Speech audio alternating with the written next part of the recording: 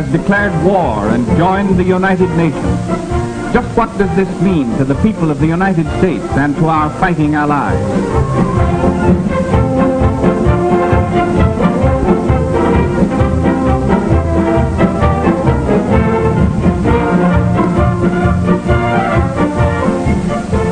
We have gained a powerful new friend in Brazil.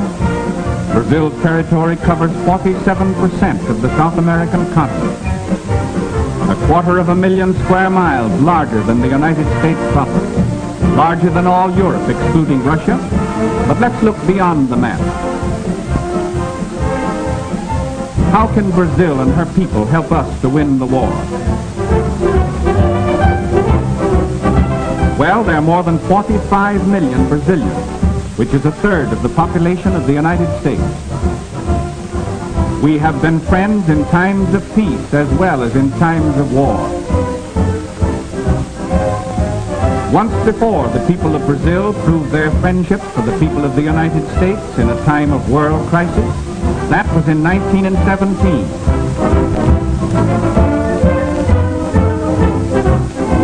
The two peoples have much in common. Like ourselves, the Brazilians are very cosmopolitan in character.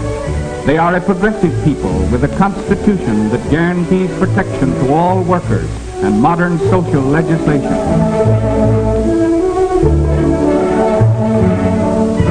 They are a sturdy people, from the gauchos of the great cattle ranches, the workmen on the rich coffee and cotton plantations, and the orange groves of her rich valleys and plains to the city dwellers.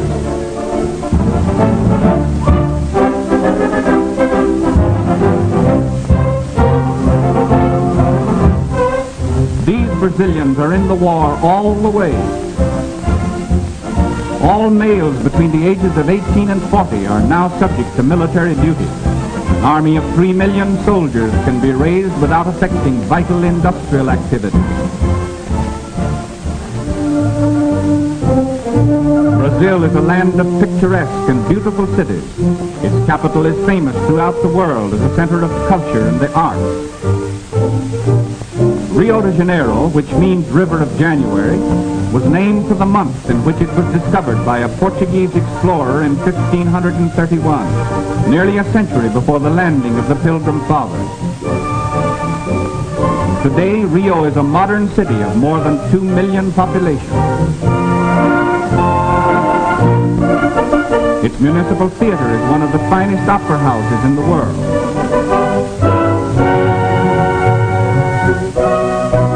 The Tiradentes Palace has, since January 1942, come to be known as the birthplace of hemisphere unity, for it was here that the 21 American republics drew up the momentous Rio Charter, a far-reaching agreement of mutual faith, collaboration, and protection.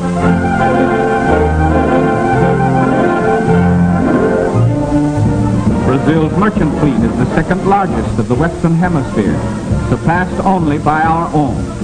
And despite torpedoings by Axis submarines when Brazil was still at peace, these ships will prove invaluable in transporting raw materials to the United States and convoying military equipment to distant theaters of war.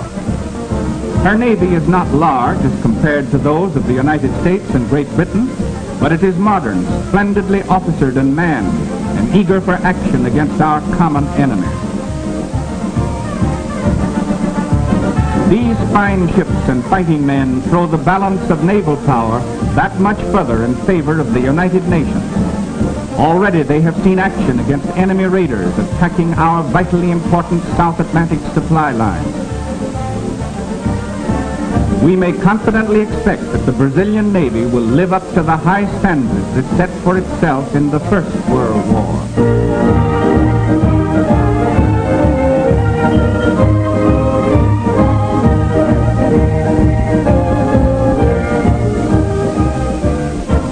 Backing up its navy is Brazil's large and rapidly growing air force. These splendid new airfields, through the courtesy of our good neighbor and ally, are now available to our long-range flying fortresses and liberators.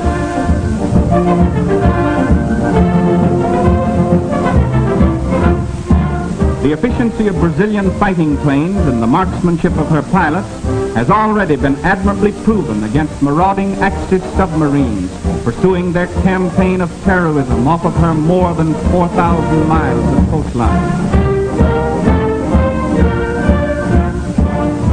Getulio Vargas, Brazil's progressive president, has long been an ardent advocate of inter-American solidarity, military preparedness, and hemispheric collaboration.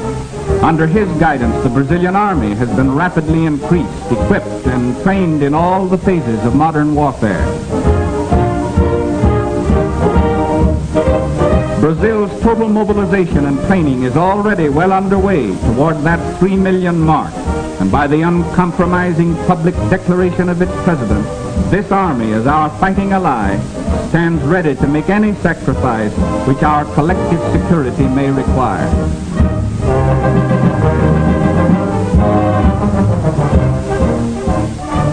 Under government supervision, Brazil is now manufacturing modern aircraft. Other war materials are also being manufactured on production lines patterned after those of our own great plants. As an industrial country, Brazil ranks second to the United States in the Western Hemisphere. And Brazil's fabulous resources and a great variety of important raw materials make her doubly valuable as an ally. Brazil is the hemisphere's second largest producer of chrome ore, so important in the manufacture of high-grade steel.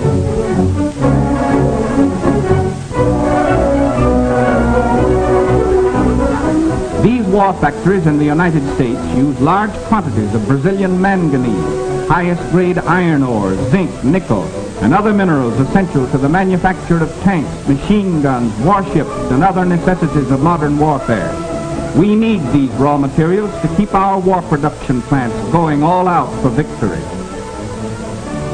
Brazil produces a large quantity of bauxite, from which the aluminum used so extensively in our combat planes is made. Brazil is the world's only source of high-grade crystal in substantial quantities, so essential in the manufacture of the electrical, optical, and precision instruments which have such a vital place in modern warfare.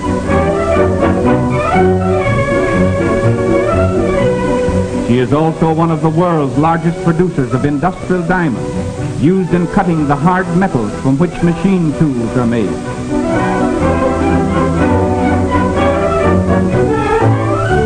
She can produce enough of the basic material for making explosives to supply the entire world. We all know that Brazil leads the world in the output of coffee, but far more important in wartime, the great jungle forest of the Amazon Valley is the cradle of the rubber industry. In 1903, this area supplied more than 3/5 of the entire world's consumption of rubber. The seeds of rubber trees such as these, smuggled out of the Amazon country, shifted the rubber production of the world to the Far East. But that supply of this tragically important product is now among the spoils of war in the hands of the Japanese. However, 1.5 million square miles of wild rubber trees in the friendly Brazilian Amazon basin is again being tapped to supply the needs of the United Nations. Brazil's production of rubber alone may prove to be a decisive factor in winning this war.